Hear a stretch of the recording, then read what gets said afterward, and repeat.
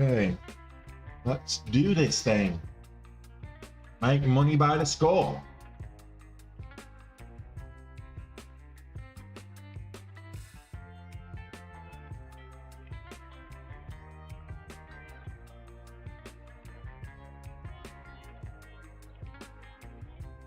So welcome back to Day Trade with Tony. We're day trading today. When we see something worth trading, this is the only thing that's moved up, but I missed the move. I was busy doing other things, so you can't catch everything. S&P 500 are back above the VWAP on the back of PPI data. Retail sales details coming out. Minus 0.4 versus minus 0.3 estimate. That's not bad. PPI. The data coming out, so we're getting this is the SPY. I'll just put it on the SPY. This is the SPY. This is based on the back of retail sales and PPI data. So we had the CPI drop yesterday, and we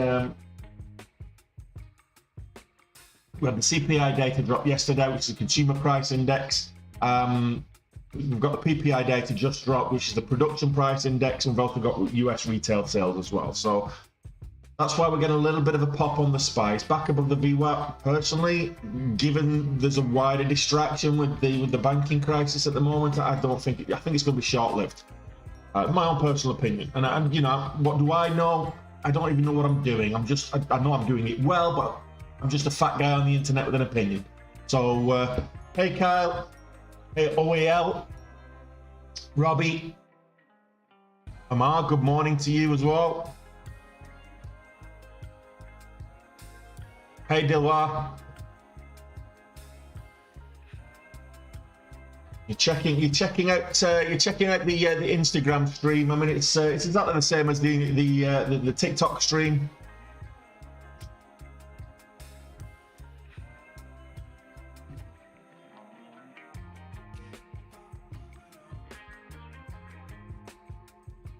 Morning, Penny.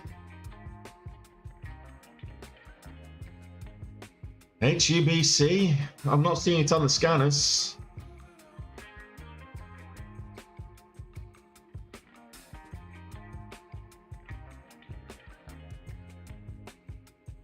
Yeah, it's skittish on the banks. The good news is the banks are still selling off, and the better news is, well, I'll say the good news is the banks are still selling.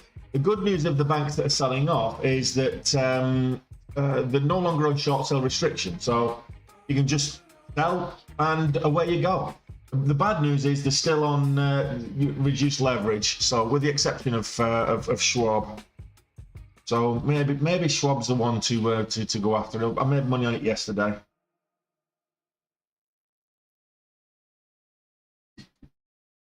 It's not on short sale restriction, so.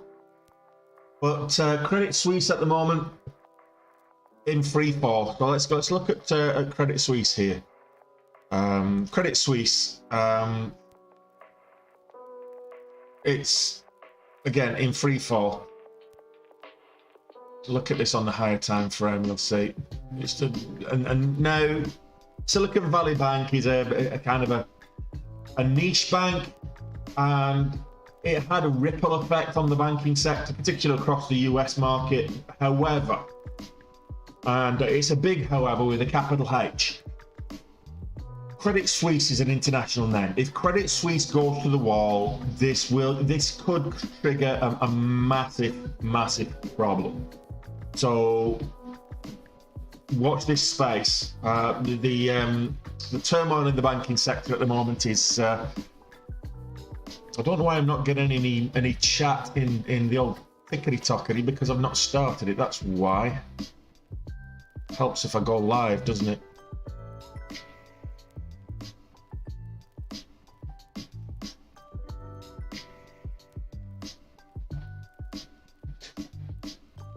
Well, they've not pulled funding, Kyle. That's not strictly true. What they've said is they won't be buying. They won't be, adding additional liquidity to the company. And the reason for this, they own the Saudi National Bank owns 9.8% of Credit Suisse.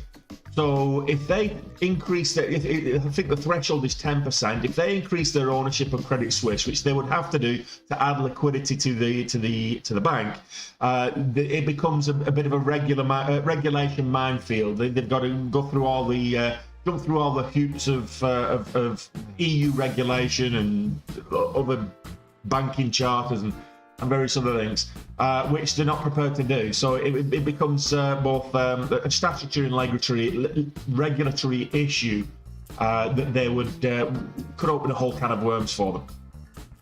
So the Saudi National Bank has basically said, look, you've got all you're getting from us. There's no more bailouts. And Credit Suisse are now finding. So there's another one that's, Credit Suisse has been dodgy from allegedly dodgy from a long time. I mean, you look at how they were with Mr. Trump as well, so and his businesses. But Credit Suisse is, it's just looking like it's on its way to the wall along with the SVB. And if it does, it's just going to have a massive impact on the wider, because this isn't just a regional bank. This is a lot bigger.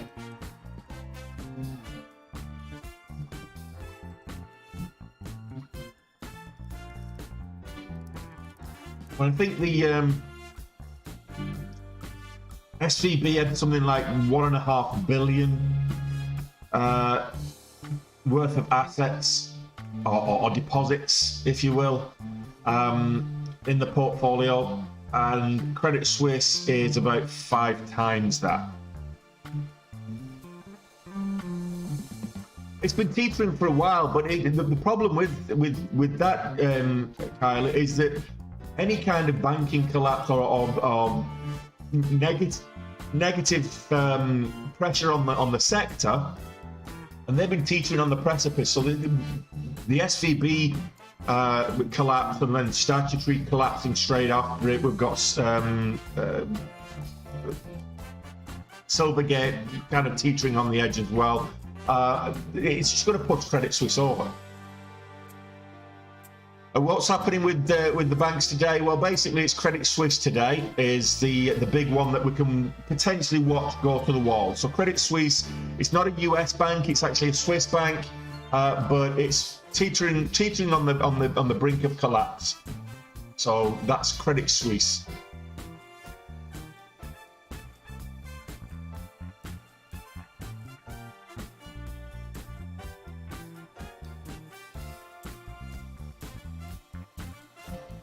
Hey, Vols. How's it going, Farron? Good to see you.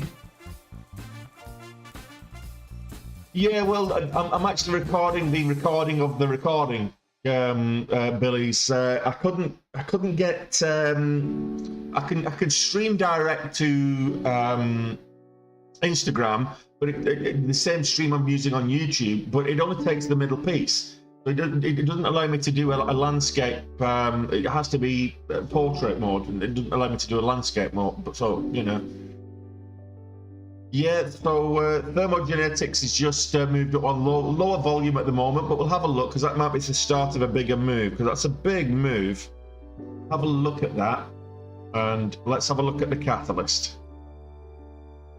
So that's just popped up from like $2 to $4 in couple of seconds, 100% in like 2 minutes. Why is this? Why have I got this the wrong way around? Thermogenesis announced rollout of Ready Smart Suites for early stage selling. Okay, so gene therapy companies. Hard to borrow, can't short it. Oh, nice leverage on it. Oh, thanks a lot, Kyle. Thank you very much. You didn't have to do that, but it's really appreciated.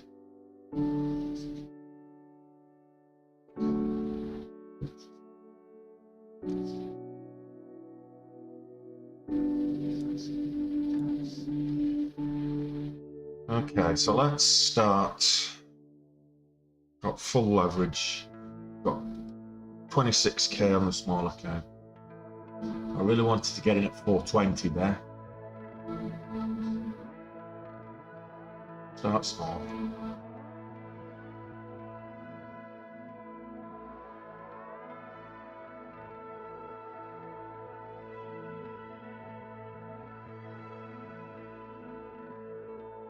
Right, so $half added to this position.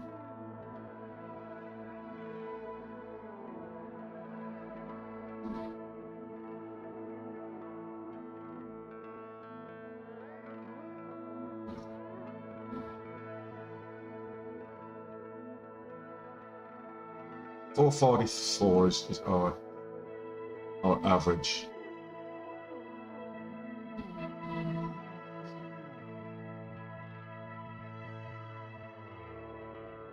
We're looking for the break of the $half. Spreads are about 2-3 cents. Oh, thanks a lot, Kyle. Morning, Penn State.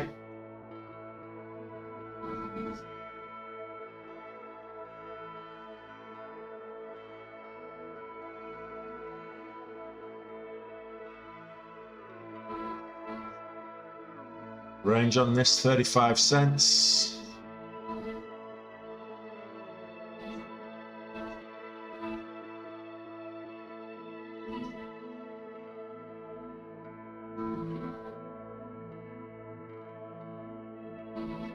So this is Thermogenesis is the company.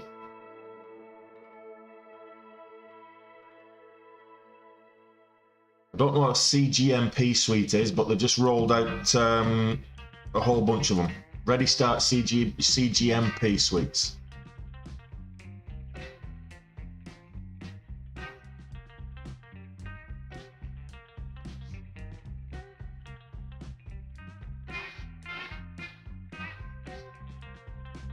Unlocking 500, I will do. Stage.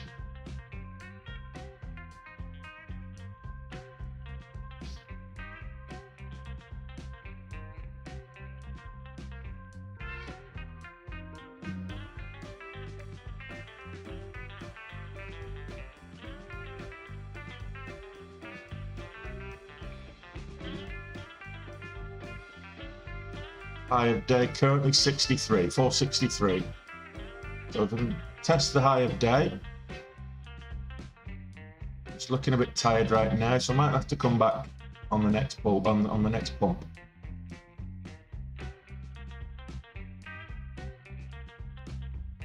No worries, Robbie.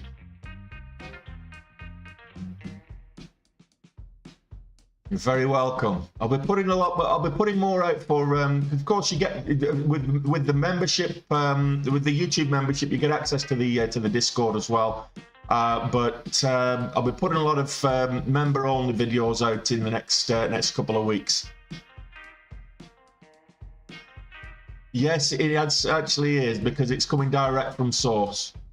Instagram's just a copy of that. Okay, I don't mind it pulling back to the VWAP. Yeah, if it does. The VWAP is currently 410, which is the...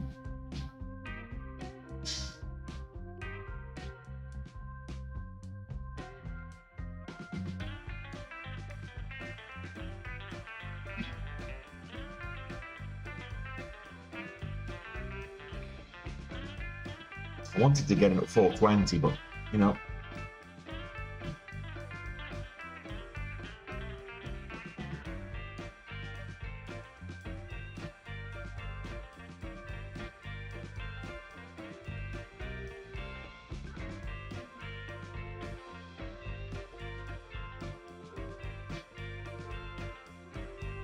First 5 minute pullback, first 5 minute red candle. Another break through the $0.50 and we should be good.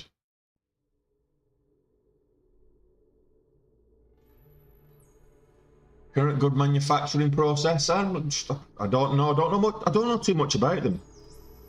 Only what I'm reading. I've never heard of them before today, so only what I'm reading on Benzinga right now. What I do know is it's a micro float. We're talking like less than $1 million in the float, $750,000 in the float. Not much short, but it's a micro float, so you're going to get big volatile moves when it's got higher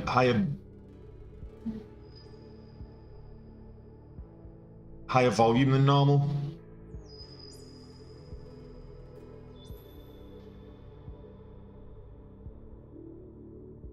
So the catalyst, they've announced the rollout of Ready Smart CGMP suites for early stage cell and gene therapy companies.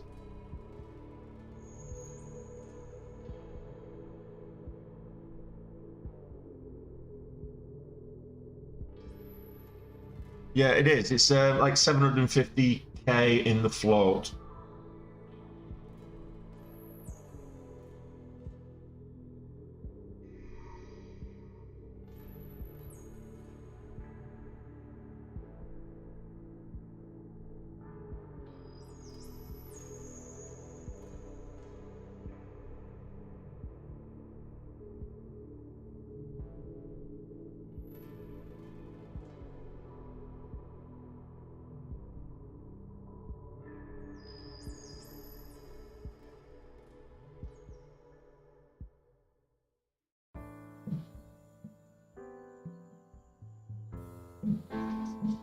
Morning, Mike.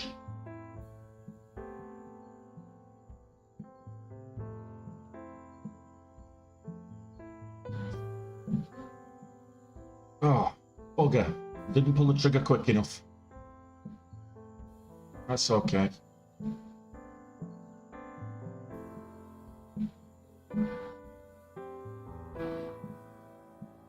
I'll just lock that in. $700. Bit of a $0.75 resistance level here, so I'm waiting for it to break that, which is 475, the current high of day.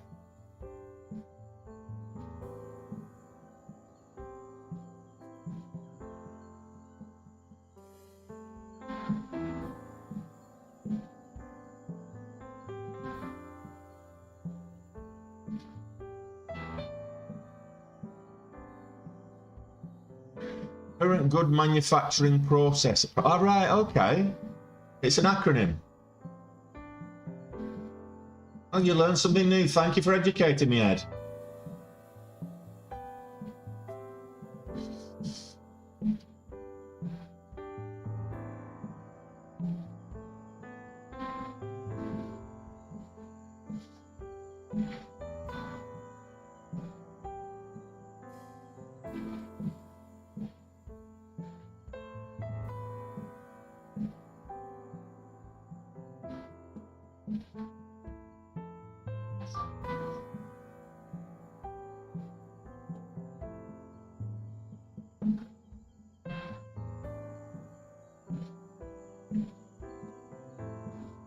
Can we get $5 on this today? That's the question. Current high of day, 483.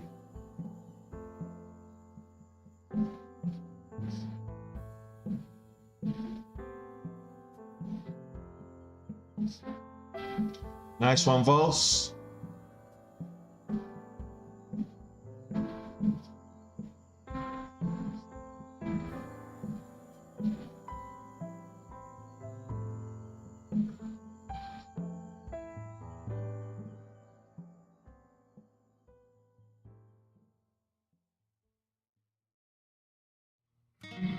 $1,300 is the goal for today, so I'm not gonna try and get it on the first swing. Not bothered if it takes a couple of hits.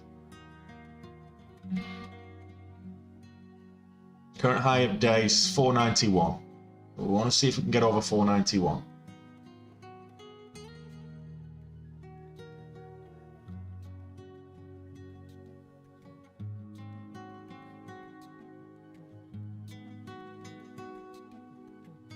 Get 10 cents on the bid.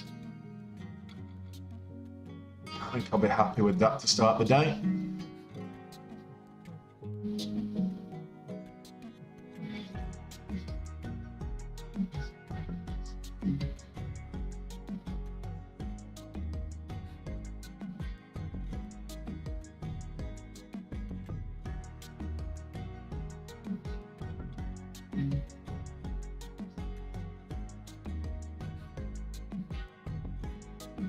What you're seeing on that is a 1 minute chart. Hence the where it says THMO 1 minute.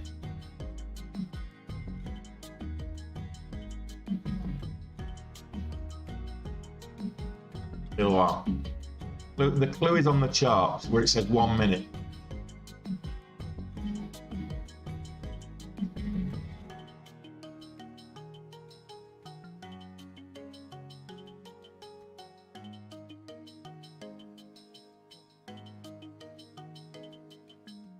This is kind of the second red can, second pullback on the 5 minute. This is significant.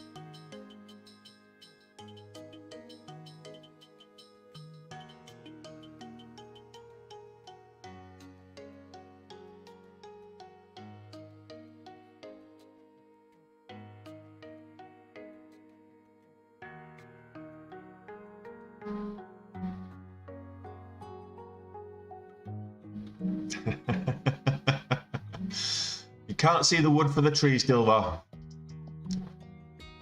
What's staring right at you?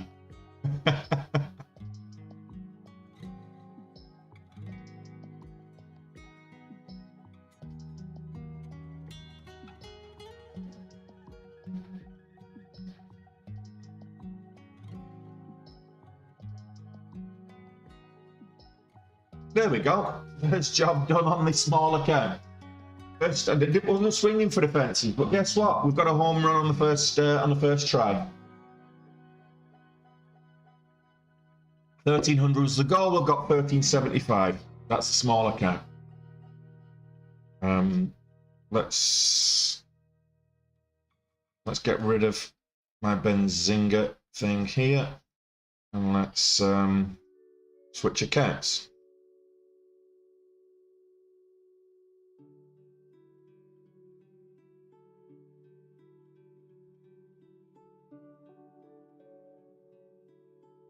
I'll take a look at that in a moment. Movella Holdings, I'll take a look at that now while this is coiling under $5. So, if it needs to bounce at the VWAP, 250 is kind of a key level, but it needs to bounce at the VWAP. If it gets back up, and then we've got to get over 255, 257. So you need to, got a couple of areas there. It's looking a bit weak at the moment. Needs to hold the VWAP.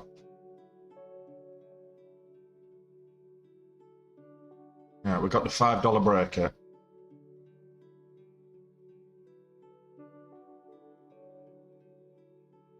I'm in at the $250. With this account, I can go in a little bit bigger. Quicker gains.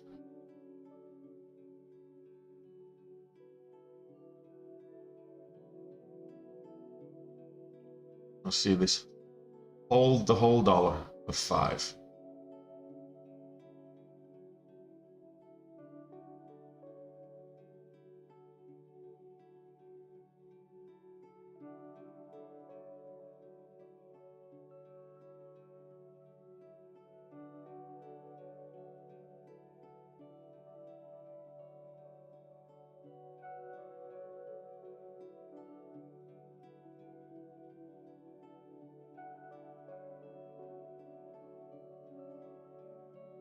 I'm looking for 430, 435 maybe.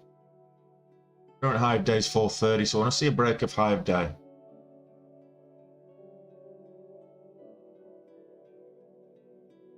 $29 on the ask there.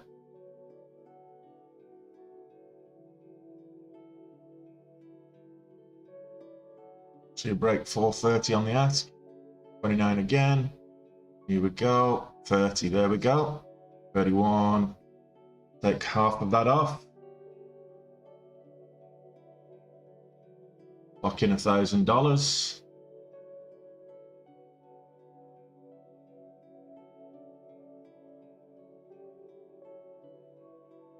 I'll treat me. I cook and wait for the treat. Current high of day is 45. I want to see this over the $0.50. 525 is where I get it. Oh, there we go. Let it pull back and look for a new entry.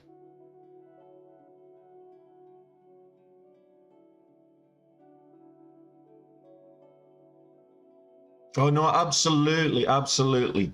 It's a low float. These low floaters can be extremely volatile, and that's the thing, is that you've got to be quick with the old hotkeys or hot buttons if you want to take advantage of these low floaters. It's only 750,000 in the float. It's already traded. It's recycled its float more than 2x already, 2.5 times already. So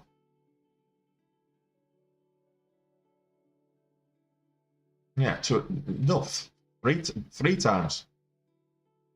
Looking at this now, 2.3 million shares traded today, and there's only 750 in the float. So yeah, 3x recycled its float. If you're looking at relative volume, it normally does 88,000. So it normally would sell 10% of its float across the transact 10% of its float. It's 2.1 million is the volume today. So it's good relative volume, decent catalyst.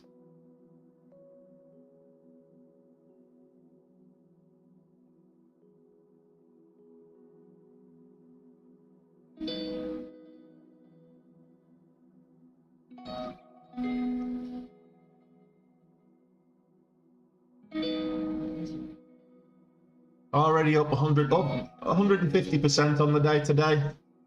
At the peak, it's currently 145, 146%.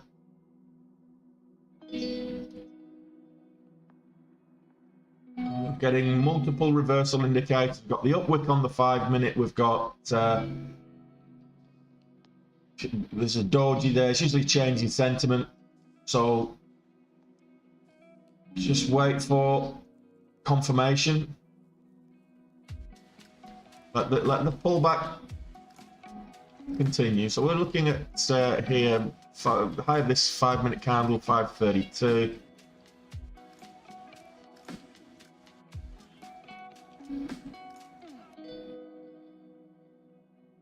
A lot of brokers don't allow you to trade. If your broker doesn't allow you to trade pre-market, then it's not the best broker, quite frankly, but a lot of brokers don't allow you to trade pre-market, or they'll allow you to trade from 9 a.m. for half an hour of the pre-market. That was a common thing. And Robinhood used to be like that. I think they've extended their hours now, and Webull for that matter. They've extended their hours now, but they used to be all kind of a 9 o'clock start. You used to get this influx of volume. So this is going back a couple of years now, but you got this influx of volume coming at 9 o'clock when a lot of the retail traders who were on these commission-free platforms were able to start trading at 9 o'clock. And of course, they've extended their hours now, so that's no longer as big of an issue. But yeah.